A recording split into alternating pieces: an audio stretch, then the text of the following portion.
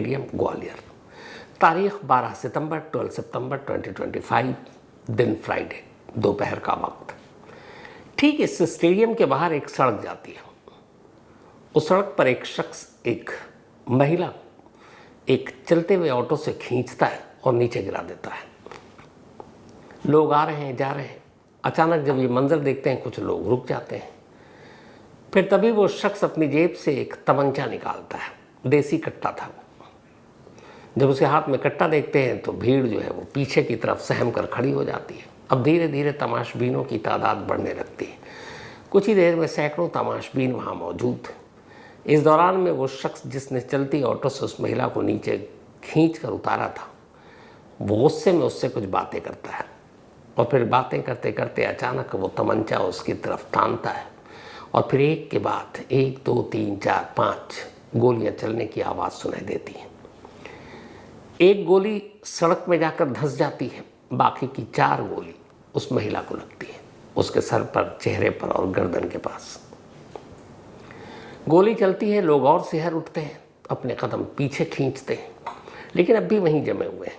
थोड़ी देर में अब पुलिस भी मौके पर है। अब सैकड़ों की भीड़ है, पुलिस है, ये शख्स है और पथरीली सड़क पर वो महिला। अब भी उसकी सांसें चल रही हैं, शायद आखिरी सांसें गिन रही है।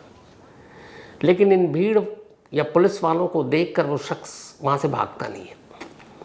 वो पहले उसी के पास खड़ा रहता है, फिर धीरे धीरे कदमों से थोड़ा पीछे हटता है। पीछे एक दीवार है और उस दीवार की ओट में वो बैठ जाता है।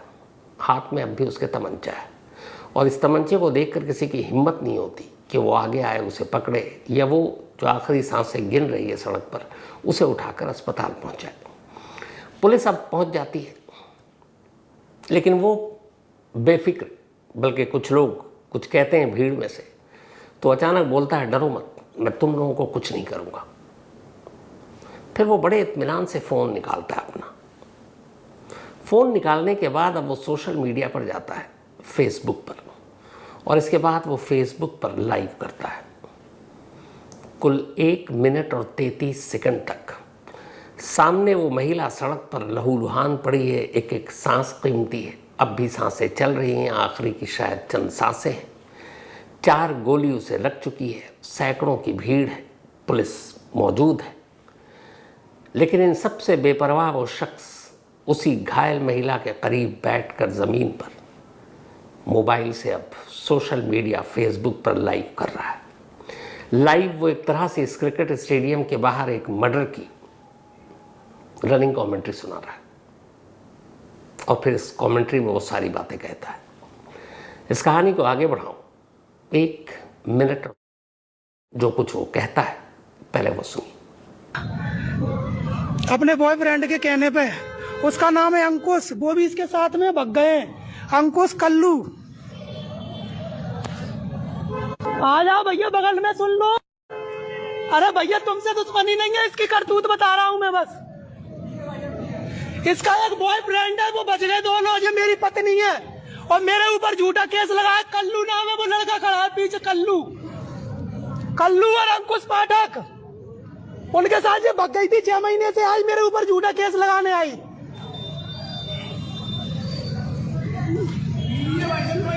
हाँ, मेरी बीवी है भाई साहब, झूठा केस लगा दिया। कई लड़कों के साथ रुकी है, ये कई लड़कों के साथ होटल में। भाई साहब, मैं अपने बच्चों की कसम खा रहा हूँ, तुम लोगों से में कोई मैटर नहीं है।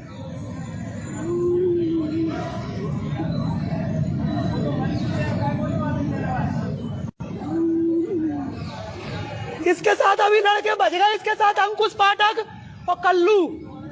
वो सब कुछ बोल चुका। इस दौरान से भीड़ में से कई आवाज़ आ रही है, तमंचा फेंक दो, आ जाओ, पुलिस वाले कह रहे हैं, लेकिन हिम्मत किसी की नहीं हो रही आगे बढ़ने की। अब फिर पुलिस वालों को लगता है कि कुछ करना, धीरे धीरे वक्त बीत रहा है। तभी पुलिस वालों के हाथ में जो हथियार, कारबाइन, उनमें से एक को कहा जाता, भाई निशाना लो, शायद वो डर जाए, तमंचा फेंक दे, सरेंडर कर दे। कारबाइन से गोली चलाती है ग्वालियर पुलिस, पर कमाल ये है कि गोली चलती ही नहीं है। शायद गोलियां कम चलाने का मौका मिलता और अपने देश में बहुत सारे स्टेट हैं जहाँ टेम्पर गोलियां नहीं चलती। कार्बाइन से गोली चली नहीं, फिर ये हुआ कि तब तक टीयर गैस गन भी आ चुका है कि अब उससे फायर करो। तो टीयर गैस से फायर करने से हो सकता है धुआं उठे, आंखों में जलन हो, वो खड़ा हो, भागे, उसे दबोच ले। पर पहली 1-2 कोशिश में टीयर गैस भी फायर ही नहीं होता, जंग लग चुका था शायद। खैर, इसके बाद एक कोशिश में वो चल पड़ता है। टीयर गैस की जो शेल है वो सीधे जाकर उस शख्स के पैर में लगता है, वो अचानक खड़ा हो जाता है। इसके बाद तस्वीर दिखाती है कि वो लंगड़ा रहा है, और लंगड़ा कर उसके लेफ्ट साइड में एक पेड़ है, एक खंबा है, वो उसकी ओट में जाकर खड़े होने की कोशिश करता है। इसके थोड़ी देर के बाद फिर पुलिस उसके करीब तक पहुंचती है, फिर लोग पहुंचते हैं। 30 मिनट पूरे बीत चुके थे इस दौरान। 30 मिनट तक इस इंटरनेशनल क्रिकेट स्टेडियम के बाहर सैकड़ों तमाशबीनों और पुलिस की मौजूदगी में ये सब कुछ होता रहा। 30 मिनट के बाद उस शख्स पर काबू पाया गया, और जैसे उस शख्स पर काबू पाया गया, उसकी तमंचा, उसका पिस्टल उससे छीन लिया गया। अब हर एक कोई वहाँ बहादुरी दिखाने लगता है लात घूसों से। फिर उसकी ज़बरदस्त पिटाई होती है, फिर उसे टांग कर वहाँ से ले जाया जाता है। इस दौरान में उस महिला को भी फ़ौरन उठाकर अस्पताल ले जाया जाता है। उम्मीद कम थी, शायद आखिरी सांस वो उस पथरीली सड़क पर ही ले चुकी थी, दम तोड़ चुकी थी। यहाँ तक कि तो आपने कहानी सुन ली, तस्वीरें भी देख ली, लाइव सोशल मीडिया, फेसबुक पे जो कुछ उसने कमेंट्री सुनाई वो भी आपने सुन ली। अब इसके पीछे की कहानी, जिस शख्स के हाथ में आपने तमंचा देखा, जो सड़क पर बैठा हुआ है, उसका नाम है अरविंद ठाकुर उर्फ अरविंद परिहार। अरविंद परिहार की एक छोटी सी कहानी है। ये ग्वालियर का रहने वाला है। इसकी ज़िंदगी के 3 रिश्ते थे। इसने 2 शादी की और 1 गर्लफ्रेंड थी, और 3 बच्चे हैं इसके पहली पत्नी से। जो सड़क पर उसके सामने महिला लेटी है और जिसको उसने 4 गोली मारी 5 थी, 1 सड़क पे धंस गई, उसका नाम नंदिनी है। नंदिनी की छोटी सी कहानी ये है कि नंदिनी की ज़िंदगी में कुल 5 लोग आए। 2 उसका पति और 3 उसका प्रेमी। 10 साल पहले नंदिनी की शादी हुई झांसी में। पहले पति के 3 दोस्त थे। तीनों दोस्त से अब नंदिनी की दोस्ती हो गई, और एक साथ तीनों दोस्त से उसे प्यार हो गया। अब एक पति और 3 प्रेमी। वक्त कट रहा था। इस दौरान में एक बेटा भी हुआ नंदी को। लेकिन फिर तभी एक और शख्स जिंदगी में आ गया। मतलब अब 3, 1, 4, 1, 5 हो गए। जब 5वां प्रेमी अचानक आया तो बाकी के 3 प्रेमी को बुरा लगा कि ये क्या हुआ। उन्होंने नन्नी से कहा ये ठीक नहीं है। तब नन्नी कहा ठीक है। चौथे प्रेमी के साथ मिलकर उसने अपने 5वें प्रेमी का मर्डर कर दिया, मार डाला उसे। लेकिन यह कत्ल छुपा नहीं, पकड़ा, मामला खुल गया। नंदिनी और उसके चौथे प्रेमी को पुलिस ने अरेस्ट कर लिया। ये बात है 2017 की। इसके बाद अब नंदिनी को पकड़कर जेल भेज दिया गया, दतिया जेल। 4 साल 6 महीने यानी 4.5 साल तक नंदिनी एक मर्डर केस में उस जेल में बंद रही। जेल से वो छूटती है 2021 या 22 में। अब वो झांसी और वहाँ दतिया रह नहीं सकती थी, क्योंकि एक प्रेमी के कत्ल का इल्ज़ाम था। एक शादीशुदा महिला, उसे लगा अब एक नई ज़िंदगी शुरू करने के लिए एक नया शहर चुने, तो वो झांसी को छोड़ देती है और पहुंच जाती है ग्वालियर। अब वो ग्वालियर आती है। पैसे वैसे थे, उसके दोस्त प्रेमी भी थे। ग्वालियर में वो एक ब्यूटी पार्लर खोलती है। अब एक नई ज़िंदगी की शुरुआत चल रही है। ग्वालियर आने के बाद सोशल मीडिया पर भी वो एक्टिव रहती है। इसी दौरान में ग्वालियर में सोशल मीडिया पर एक उसका फ्रेंड बनता है। उसका नाम है अरविंद परिहार या अरविंद ठाकुर। वो धीरे धीरे दोनों एक दूसरे के पोस्ट पे कमेंट्स करते, एक दूसरे को सोशल मीडिया पर फॉलो करते। और ये सिलसिला करीब 6 महीना चला। फिर इसके बाद अब 2023 आ गया। 2023 में दोनों मिलते हैं और तय करते हैं कि दोनों एक दूसरे से प्यार करते हैं तो क्यों ना शादी कर लें। अब अरविंद ठाकुर और नंदिनी 2023 में आर्य समाज मंदिर में जाकर शादी कर लेते हैं। इस शादी से पहले दोनों ने अपना अपना अतीत यानी पास्ट या माजी कहें छुपा लिया। अरविंद को ये पता नहीं था कि नन्ही की ज़िंदगी में उससे पहले एक पति और 3 प्रेमी, एक प्रेमी के कत्ल के इल्ज़ाम में जेल जा चुकी है। और नंदिनी को ये पता नहीं था कि अरविंद पहले से शादीशुदा है, उसके 3 बच्चे हैं और एक और महिला उसकी ज़िंदगी में। बट साथ जब रहना शुरू किए तो धीरे धीरे सच्चाई सामने आने लगी।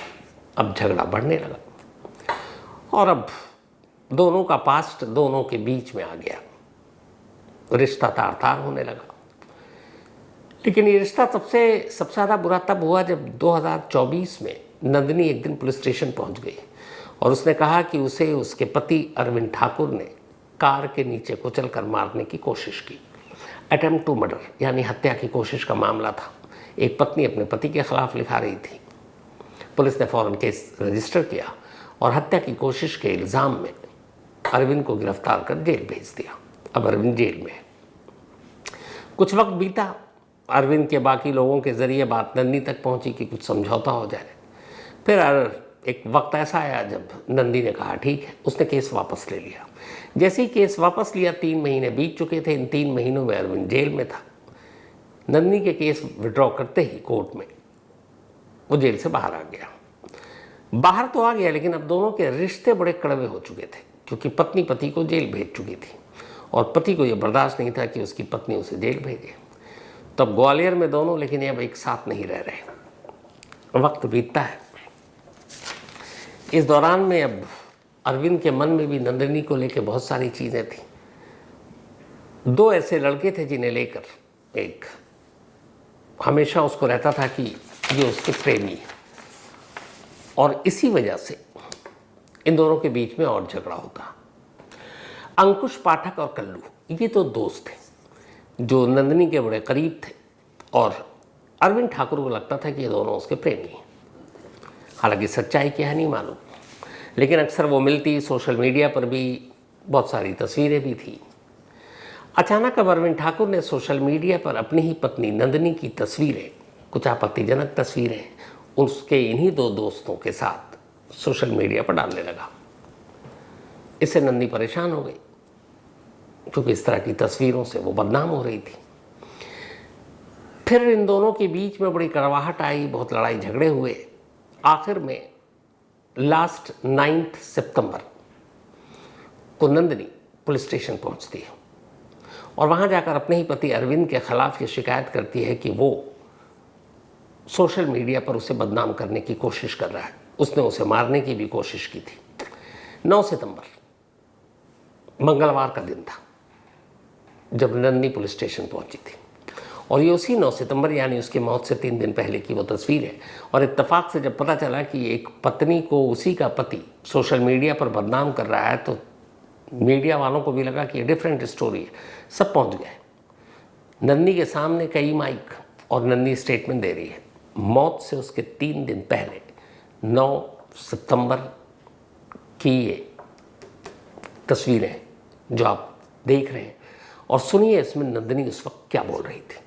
मैं ब्लैकमेलिंग की शिकायत लेके आई हूँ। हमारे हस्बैंड हैं जो वो एआई से मेरे फोटो मतलब ऐसे गंदे करके न्यूड पिक बना के वायरल कर रहे हैं और उनकी जो जीएफ है पूजा परिहार जो कि अजयगढ़ की है, फिलहाल निवास वो ग्वालियर में करती है, जो उनकी जीएफ है और उसको एक बेटा है इसका और इसकी पहली वाइफ भी है जिसकी शिकायत मैंने 2024 में करी थी। उसके बाद जैसे हम थाने से बाहर निकले तो गाड़ी चढ़ा दी थी अरविंद ने मेरे ऊपर। फिर उसके बाद अभी वो जेल से निकल आया तो अभी पोस्ट पे पोस्ट करते जा रहा है और मतलब हमारे गाँव वालों को मतलब आपत्ति ऐसे मतलब बहुत गंदा गंदा लिख रहा है कि ना तुम राजीनामा कर लो, मेरे साथ रह लो, राजीनामा कर लो। और वो मैं नहीं करना चाहती और ना मैं रहना चाहती। जो गाड़ी चढ़ाई थी उन्होंने मेरे ऊपर उसका राजीनामे का दबाव डाल रहा है। हाँ, क्या नाम है पूरा? अरविंद परिहार। 2023 में आपके द्वारा गंदी गाली। हाँ, वो वीडियो मैं बता रही हूँ। मैं एमपी में भी नहीं थी, मैं छत्तीसगढ़ में थी उस समय। मेरा झगड़ा हुआ था तो इन्होंने बोला था कि मैं अब पूजा परिहार से कभी नहीं मिलूंगा। तो मैंने कहा तुम मतलब मेरे मुंह से ऐसा निकल गया तो कि तुम गू खाने लगे हो, मैं नहीं रहूंगी तुम्हारे साथ। तो इनने थोड़ी देर बाद वो वीडियो मुझे खुद से सेंड किया था और ये बोला था कि बाबू मैं सुधर गया हूँ, जिसका मैसेज मेरे पास अभी भी है और मेरे पास वो फोटोज वीडियो सारे हैं। हाँ, मानसिक और मेरी जो मतलब भाभी है मतलब हमारे टच में, तो वो हमारा सपोर्ट करती है। उनके 2 बच्चे हैं बड़े बड़े, वो कंपनी में जॉब करते हैं, तो उनकी लड़की के लिए ऐसे लिखते हैं ये धंधा करती है, और मेरे लिए भी, उनकी मम्मी के लिए भी, मतलब जो मतलब मेरे सपोर्ट में खड़ा हो रहा है उन सबको ऐसे ही बोल रहे हैं। मैंने आर्य समाज से शादी की थी। हाँ, लेकिन उन्होंने बताया नहीं था, और इसकी शिकायत मैंने सिरोल थाने में 2024 को जैसे ही पता चला था तो करी थी। हाँ, करी है। वो ये बोल रहे हैं कि सिरोल थाने आप चले जाओ और कंप्लेन कर देना, वो कर लेंगे। जबकि हम पहले भी गए थे, आवेदन दे के निकले थे, तो हमारी जनहानि हुई थी, हमें बहुत ज्यादा नुकसान हुआ था। तो नंदिनी ने इस प्रेस कॉन्फ्रेंस में या मीडिया के सामने सारी बातें रखी। उसने ये भी कहा कि मारने की कोशिश की थी, बदनाम करने की कोशिश हो रही है। 3 दिन बीत जाता है। 3 दिन के बाद 12 सितंबर की तारीख, फ्राइडे का दिन, नंदिनी एक बार फिर अपने उन्हीं 2 दोस्तों के साथ, जिन पर अरविंद को शक था कि ये दोनों उसके प्रेमी हैं, अब साइबर सेल के दफ्तर पहुंचती है ग्वालियर में, अपने ही पति अरविंद के खिलाफ कंप्लेन या FIR लिखाने के लिए। इत्तेफाक से ये बात अरविंद को पता थी। नंदिनी अपने दोनों दोस्तों के साथ साइबर सेल के दफ्तर जाती है, वहाँ कंप्लेंट लिखाती है, फिर बाहर निकलती है, एक ऑटो पर बैठती है। उस ऑटो पर नंदिनी और उसके वही दोनों दोस्त और साथ में 2 और मुसाफिर थे जिन्हें स्टेशन जाना था। अरविंद लगातार इन लोगों का पीछा कर रहा था। जैसे ही ये ऑटो कैप्टन रूप सिंह स्टेडियम की तरफ मुड़ा, अरविंद पीछे पीछे, उसने अचानक हाथ पकड़ने की कोशिश की उसके दोस्तों की, लेकिन किनारे में थी नंदिनी। नंदिनी का हाथ उसके हाथ में, उसने खींचा। नंदिनी ऑटो से बाहर गिर पड़ी। उसने तमंचा निकाला, उससे लड़ाई की, और फिर उसके बाद वो हुआ जो आपको शुरू में दिखाया। जो उसने गोली मारी वो सारी चीज़ें कैमरे में कैद हैं। लाइव मर्डर, इसके बाद लाइव FB पर कमेंट्री। फिर उसे पकड़ा गया। अब जब ये सब कुछ हो गया तो फिर ये पूछा गया कि जब ये सब कुछ हुआ, रही थी ऑटो पर जा रहे हैं और जिस पर शक है उन्हीं 2 दोस्तों पर, वो भी तो दोनों दोस्त ऑटो में थे, तो जब नंदिनी को खींच लिया और उसके हाथ में पिस्टल देख चुका है कि अरविंद के हाथ में पिस्टल है, तो उसका वही दोस्त जिसके ऊपर ये भी है कि वो प्रेमी होने का शक है, वो दोनों दोस्त नंदिनी को छोड़कर क्यों भाग गए? वो ऑटो से वो भी उतर सकते थे, अपने दोस्त को बचा सकते थे। तो इस पर नंदिनी के उसी दोस्त ने, जिसका नाम अंकुश पाठक है, बाद में अपनी सफाई दी। क्या कुछ कहा उसको भी सुन लीजिए। हम SP ऑफिस साइबर क्राइम में आवेदन देके आ रहे थे, क्योंकि अरविंद परिहार है जो झूठी पोस्ट कर रहा था। तो जैसे ही हम लौट रहे थे तो उसने हमें देख लिया, तो ऑटो में हम लोग बैठ रखे थे, तो ऑटो के पीछे आया। तो ऑटो के पीछे आते आते क्या हुआ, हमने भैया को बोला आप ऑटो मत रुको, आप चलो। तो उन्होंने दूसरी जगह ऑटो मोड़ दी, ये अपना रूप सिंह स्टेडियम के साइड। तो वो एक ऑटो से और पीछे आया, तो ऑटो जब एक साथ में जब आई तो वो हमारी ऑटो में उनको हाथ पकड़ के गिरा लिया। और तो उसके डर की वजह से ऑटो वाले ने, मैं ऑटो में बैठा था तो ऑटो वाला तेजी में निकल गया और सारे लड़के भाग गए थे। तो मैं बच गया, उसने मुझ पर फायरिंग करने की कोशिश की थी। मेरा फ्रेंड था साथ में, और 2 लड़के भी थे जो स्टेशन जा रहे थे, अलग बैठे हुए। मेरा फ्रेंड था वो उसका नंदलाल पांचा। मैं जे हरियाणा रहता हूँ, जॉब करता हूँ हरियाणा में। जी, हम भाभी मानते थे। हाँ, फैमिली रहती थी, हमारी फैमिली के साथ रहते थे। वो बैग में लेके आया था, बैग में लेके आया था। जब उसने ऑटो जब एक साथ में लगी तो उसने निकाल लिया था। तो हाँ, मेरे सामने मारी। उसने कम से कम 5 से 6 राउंड फायर किए। मैं ऑटो में बैठा रह गया, तो वो नीचे गिरा लिया था। तो उसने फायरिंग की, उसके बाद वो ऑटो वाले भैया कहीं नहीं रुके, ना मेरे को उतरने दिया ना कुछ किया। नहीं, वो तो ये कह रहा था तू तो रुक, मैं बता रहा हूँ तुझे। नहीं, वो हाँ पहले धमकाता था उनको। उससे पहले उनके बाद डेली कॉल करता था वो, बट वो उठाते नहीं थे कि मैं तुझे मार दूंगा, ये कर दूंगा, वो कर दूंगा, लेकिन वो कॉल नहीं उठाते थे।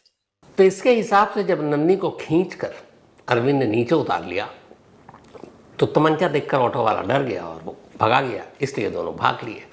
लेकिन आगे जाकर भी उतर सकते थे, लेकिन इसकी कोई सफाई नहीं। खैर, तमंचा या पिस्टल देखकर किसी की भी हालत ख़राब हो सकती है। अब इस कहानी का सबसे अफसोसनाक पहलू ये है कि नन्नी मर चुकी है। अरविंद को पुलिस ने अरेस्ट कर लिया, पोस्टमार्टम हुआ, अब लाश घर वालों को सौंपी जानी है। लेकिन पति तो ऑलरेडी पुलिस की कस्टडी में है। आर्य समाज मंदिर में दोनों ने शादी की, दोनों के परिवार वाले इनसे नाराज़। पहला पति अब लाश क्यों ले? अब लाश नन्नी की उसके माँ बाप ही ले सकते हैं। पिता ने साफ मना कर दिया। अब पुलिस के सामने दिक्कत ये कि एक कत्ल हुआ है, पोस्टमार्टम हो चुका, परिवार है, रिश्तेदार है, लाश कोई लेने को तैयार नहीं। तभी इसी बीच में इन्हीं दो दोस्तों ने ये कहा कि आप कोई नहीं ले रहा, आप हमें ही दे दीजिए।